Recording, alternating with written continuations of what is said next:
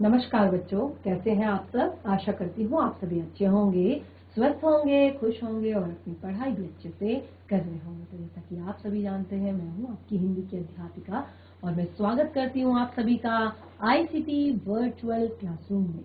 और आज हम यहाँ पर एकत्रित हुए हैं पढ़ने के लिए क्लास 6 की हिंदी। क्लास 6 की हिंदी में हम पढ़ रहे हैं हमारी वसंत पाठ्य पुस्तिका भाग 1 का चैप्टर 10 पाठ 10, जिसका नाम है झांसी की रानी।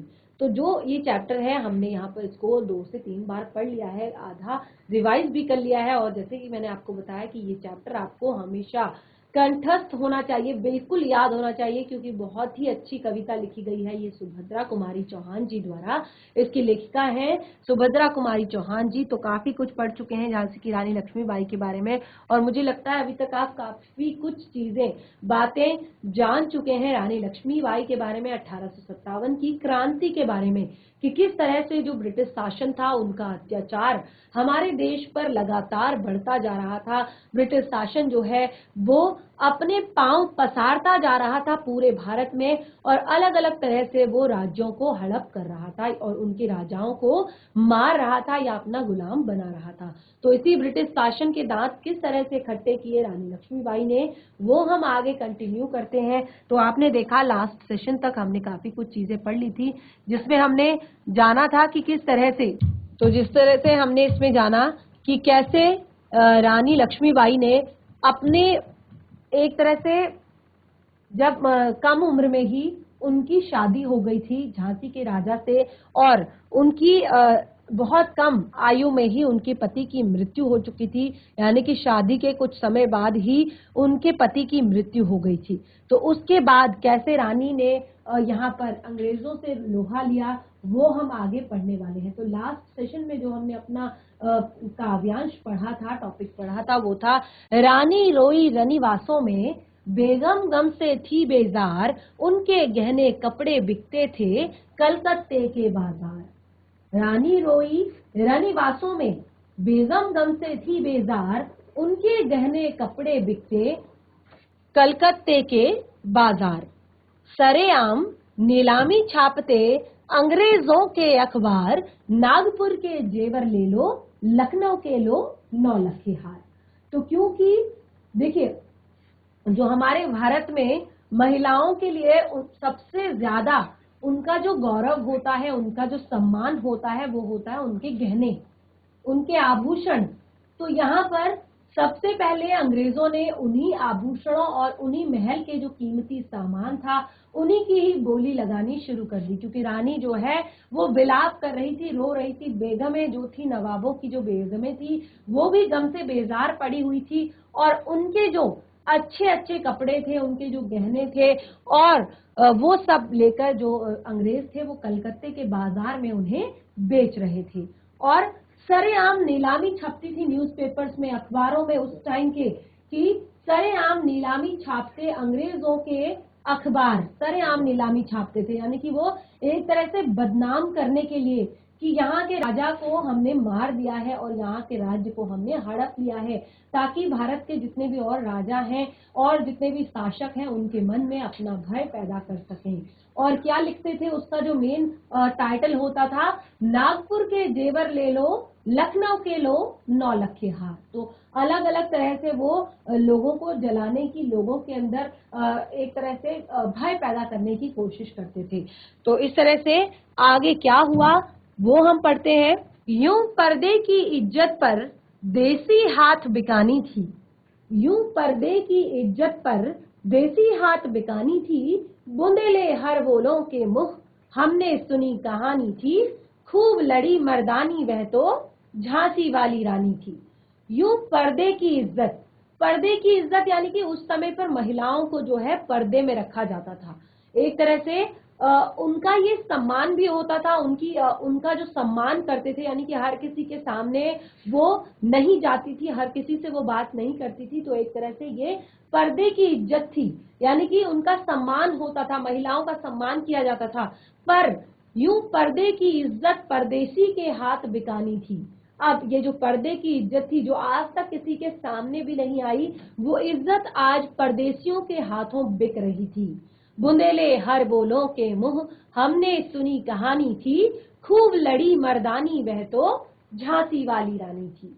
तो इस तरह की जो कहानी है वो हमने बुंदेलखंड के प्रत्येक जो बुंदेलखंड के जो लोग हैं उनके मुंह से हमने ये कहानी सुनी है।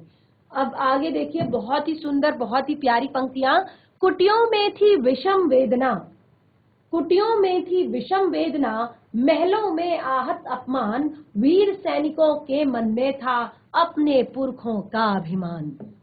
वीर सैनिकों के मन में था अपने पुरखों का अभिमान, नाना धुंधु पंत पेशवा जुटा रहा था सब सामान। बहन छबीली ने रणचंडी का कर दिया प्रकट आह्वान, हुआ यज्ञ आरंभ उन्हें तो सोई ज्योति जगानी थी। बुंदले हर बोलों के मुंह हमने सुनी कहानी थी, खूब लड़ी मर्दानी वह तो झांसी वाली रानी थी। देखिए क्या कहा गया है अगली पंक्तियों में, बहुत ही सुंदर, बहुत ही प्यारी पंक्तियां हैं। कुटियों में थी विषम वेदना, कुटियों यानी कि जो प्रजा थी, जो राजा की प्रजा थी, क्योंकि उस समय पर बहुत बड़े बड़े महल, बहुत बड़ी बड़ी बिल्डिंगें नहीं हुआ करती थी। बिल्कुल एक सामान्य तरीके से लोग रहते थे, कुटिया बनाकर रहते थे, झोपड़ी बनाकर रहते थे, और केवल राजा के लिए महल हुआ करता था। तो कुटियों में थी विषम वेदना, जब राजा को मार दिया गया है, रानी को इस तरह से अपमानित कर दिया गया है, तो जो लोग थे, जो प्रजा थी, उनके अंदर बहुत ही पीड़ा और बहुत ही दर्द उनके अंदर जो है उनके अंदर था। महलों में आहत अपमान, और महलों में जितनी भी रानियां थी, जितने भी महलों के बाकी लोग थे, उनका जो अपमान है वो उनका जो मान है वो आहत हो चुका था, उनके मान पर ठेस पहुंचाई गई थी। वीर सैनिकों के मन में था अपने पुरखों का अभिमान, लेकिन अभी भी जो वीर सैनिक थे, जो अंग्रेजों से किसी भी कीमत पर हारना नहीं चाहते थे, उनको किसी भी कीमत पर अपने देश से खदेड़ना चाहते थे, ऐसे वीर सैनिकों के मन में अपने पुरखों का अभिमान, क्योंकि सबसे मेन चीज होता है अभिमान या स्वाभिमान। देखिए आदमी सामने से कितना भी उसको कोई गिरा ले, लेकिन जब तक उसका स्वाभिमान, जब तक उसका अभिमान उसके पास है, उसको कोई डिगा नहीं सकता, उसको कोई हिला नहीं सकता। तो वीर सैनिक, कौन कौन थे वीर सैनिक? नाना धुंधु पंत पेशवा जुटा रहा था सब सामान, और अब वो सामान जुटाने की तैयारी कर रहे थे, अंग्रेजों से लोहा लेने की कोशिश कर रहे थे। बहन छबीली ने रणचंडी का कर दिया प्रकट आह्वान। बहन छबीली, नाना धुंधु पंत की मुंह बोली बहन छबीली यानी कि रानी लक्ष्मीबाई ने भी रणचंडी का आह्वान कर दिया था। उन्होंने भी कह दिया था कि अब युद्ध भूमि में मैं अंग्रेजों से लोहा लूंगी। इस तरह से हुआ यज्ञ प्रारंभ उन्हें तो सोई ज्योति जगानी थी। अब ये एक अखंड भारत बनाने का जो यज्ञ है वो प्रारंभ हो चुका था। देश से अंग्रेजों को, फिरंगियों को भगाने का जो यज्ञ है ये प्रारंभ हो चुका था। अब तो उनके मन में केवल और केवल एक ही बात थी कि जो लोगों के अंदर सोई हुई चिंगारी है, लोगों के अंदर जो सोई हुई ज्योति है, किससे जुड़ी हुई? आंदोलनों से जुड़ी हुई, क्रांति से जुड़ी हुई, वही जगानी है। बुंदले हर बोलों के मुंह हमने सुनी कहानी थी, खूब लड़ी मर्दानी वह तो झांसी वाली रानी थी। तो देखिए इस तरह की जो कहानी है वो हमने बुंदेलखंड के प्रत्येक व्यक्ति के मुंह से सुनी है। बुंदेलखंड का प्रत्येक व्यक्ति इस तरह की कहानी कहता है कि कैसे महारानी लक्ष्मीबाई ने रण में, मैदान में एक लोह पुरुष की भांति अंग्रेजों का सामना किया था। आगे की पंक्तियां शुरू करते हैं। महलों ने दी आग, झोपड़ी ने ज्वाला सुलगाई थी।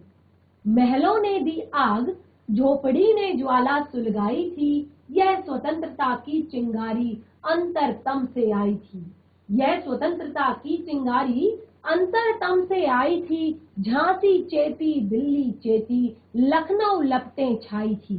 झांसी चेती, दिल्ली चेती, लखनऊ लपटें छाई थी। मेरठ कानपुर पटना ने भी भारी धूम मचाई थी।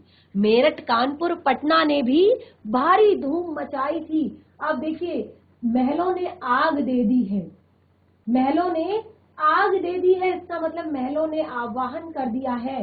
किसका? युद्ध का आह्वान कर दिया है। एक आग लोगों के अंदर जगा दी है और झोपड़ियों ने उसे ज्वाला का रूप दे दिया है, क्योंकि वैसे ही उनके अंदर बहुत वेदनाएं हैं, बहुत कष्ट, बहुत दुख उनको हो रहा है। तो जो चिंगारी महलों ने दी थी उसे झोपड़ियों ने ज्वाला का रूप दे दिया है, यानी कि सब अपनी अपनी तरफ से अपने अपने तरीके से अपने देश को आजाद कराने में रानी लक्ष्मीबाई का या नाना धुंधु पंत का साथ देने के लिए तैयार हो चुकी है। झांसी चेती, अब झांसी भी एकदम से झांसी को भी बहुत ही ज्यादा चेतना आ गई है, यानी कि होश आ गया है कि क्या करना चाहिए क्या नहीं करना चाहिए। दिल्ली चेती, दिल्ली में भी चेतना का नया स्वर आ गया है। लखनऊ लपटें छाई थी, और ये जो प्रतिशोध की जो ज्वाला थी ये लखनऊ तक पहुंच गई थी, इसकी लपटें। मेरठ कानपुर पटना ने भी भारी धूम मचाई थी, और इसमें मेरठ कानपुर पटना ये सभी अपनी अपनी तरह से आंदोलन करने के लिए, अपनी अपनी तरह से क्रांति करने के लिए तैयार हो चुके थे। जबलपुर कोल्हापुर में भी कुछ हलचल उकसानी थी। अब बचे थे जबलपुर और कोल्हापुर, वहां पर भी थोड़ा थोड़ा हलचल उकसानी थी, और आग तो अपने आप फैल जाती। इस तरह की कहानी बुंदेले हर बोलों के मुंह हमने सुनी कहानी थी, खूब लड़ी मर्दानी वह तो झांसी वाली रानी थी। तो इस तरह की कहानी को बुंदेलखंड के प्रत्येक व्यक्ति के मुंह से हमने सुना है। इस स्वतंत्रता महायज्ञ में कई वीरवर आए काम, इस स्वतंत्रता महायज्ञ में कई वीरवर आए काम, नाना धुंधु पंत तातिया चतुर अजीमुल्ला सरनाम। अहमद शाह मौलवी, ठाकुर कुंवर सिंह सैनिक अभिराम, भारत के इतिहास गगन पर अमर रहेंगे जिनके नाम।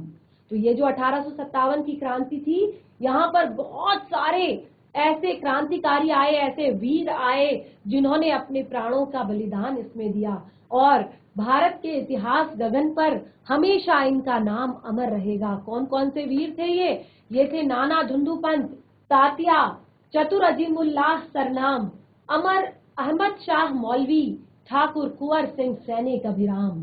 तो इस तरह से बहुत सारे वीर सैनिकों ने अपना योगदान दिया, लेकिन आज जुर्म कहलाती जो उनकी कुर्बानी थी, लेकिन आज जुल्म कहलाती जो उनकी कुर्बानी थी। बुंदले हर बोलों के मुंह हमने सुनी कहानी थी, खूब लड़ी मर्दानी वह तो झांसी वाली रानी थी। क्योंकि अंग्रेज जो उनकी कुर्बानी है, जो उनके काम है, उसको क्या समझते थे? जुर्म समझते थे। यानी कि जो भी उनके खिलाफ आवाज उठाएगा, जो भी स्वतंत्रता आंदोलनों में हिस्सा लेगा, जो भी अपनी तरह से अंग्रेजों के खिलाफ कुछ भी एक्शन लेने चाहेगा, उसको अंग्रेज क्या करते थे?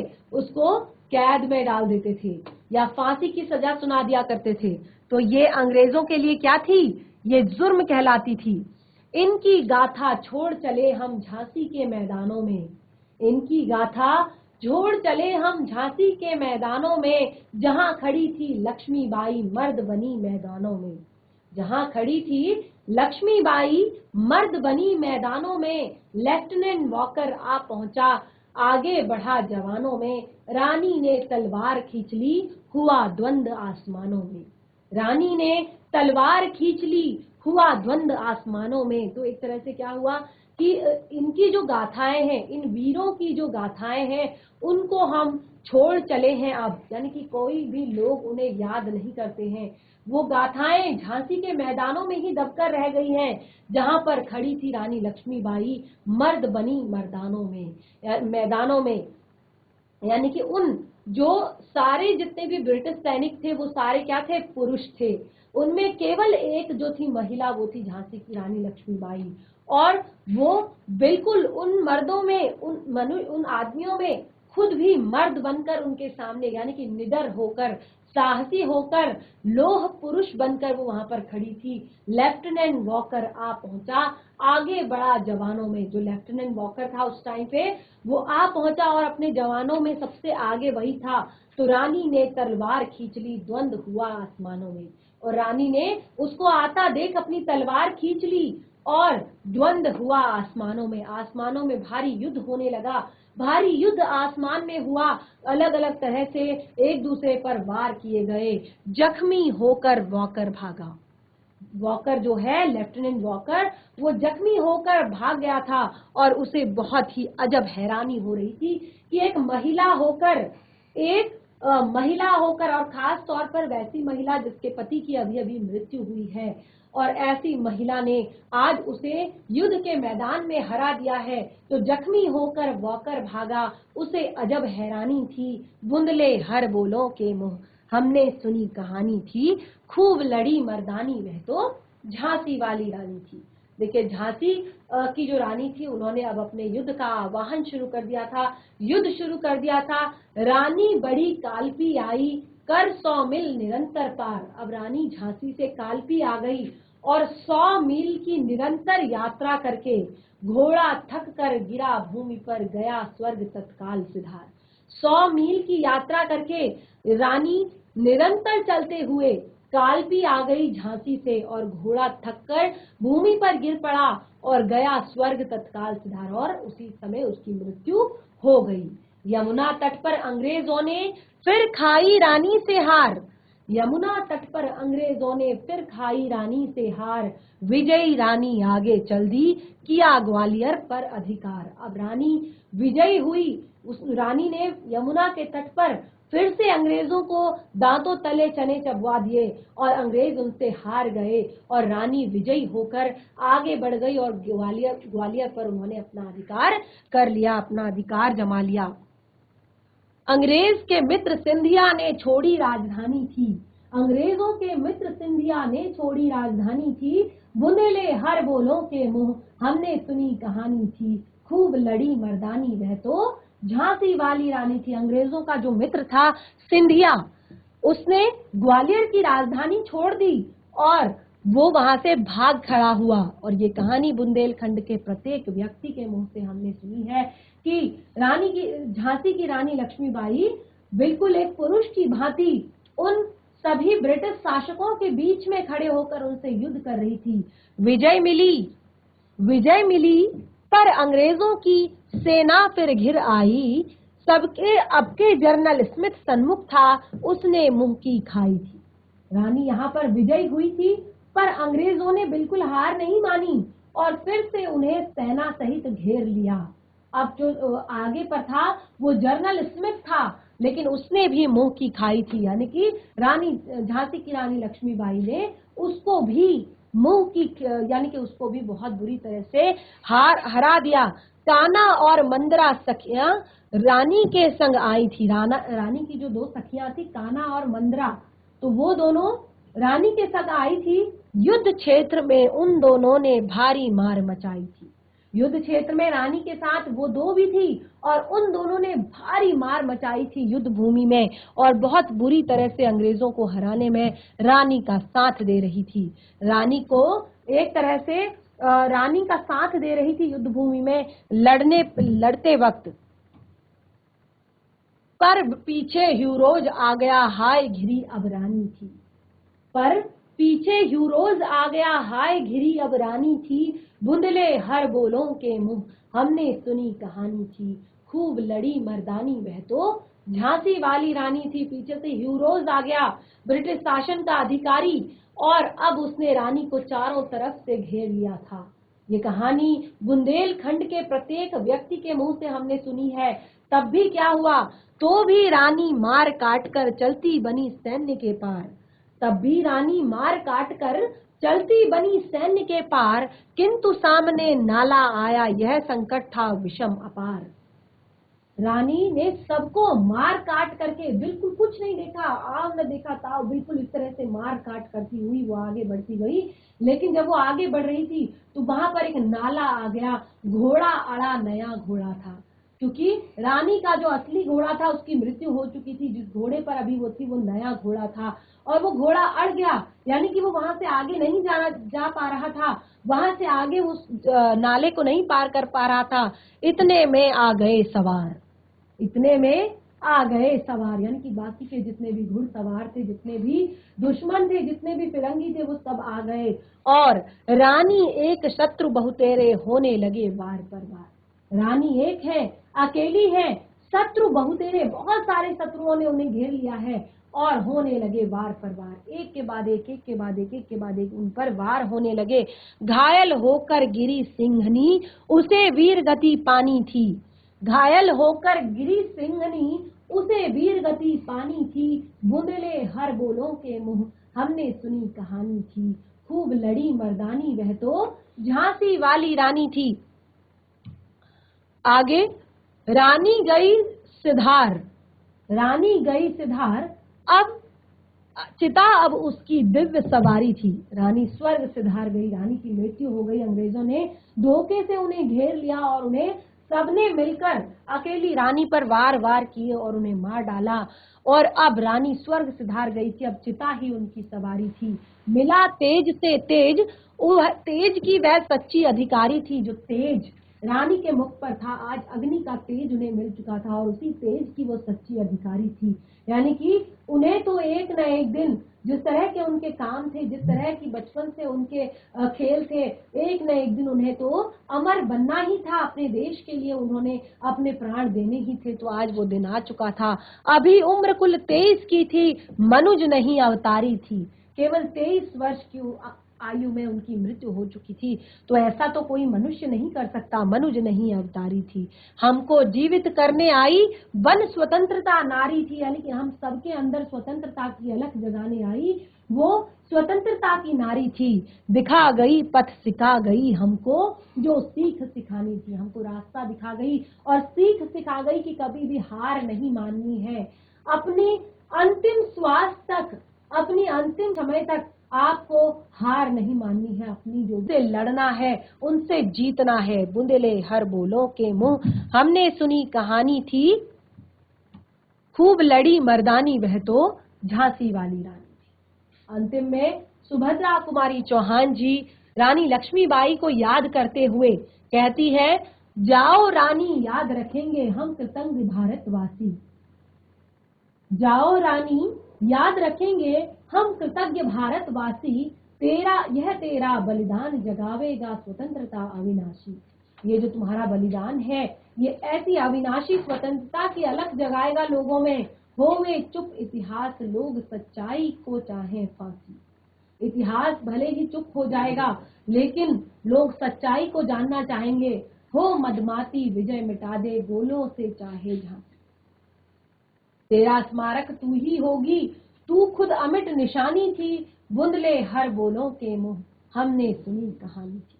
आपका कोई भी स्मारक बनाने की जरूरत नहीं है, क्योंकि आप स्वयं में अपने आप एक अमिट निशानी हो। इस तरह की कहानी बुंदेलखंड के प्रत्येक व्यक्ति के मुंह से हमने सुनी है और आज इसी कविता को हमने यहाँ पर पढ़ा, समझा और झांसी की रानी लक्ष्मीबाई जो है उनके बारे में हमने यहाँ पर जाना। तो इस तरह से हमारी कविता जो है कंप्लीट हो चुकी है। बहुत अच्छे से हमने कविता को पढ़ लिया, साथ ही एक मोटे तरीके से भावार्थ भी हमने यहाँ पर समझ लिया।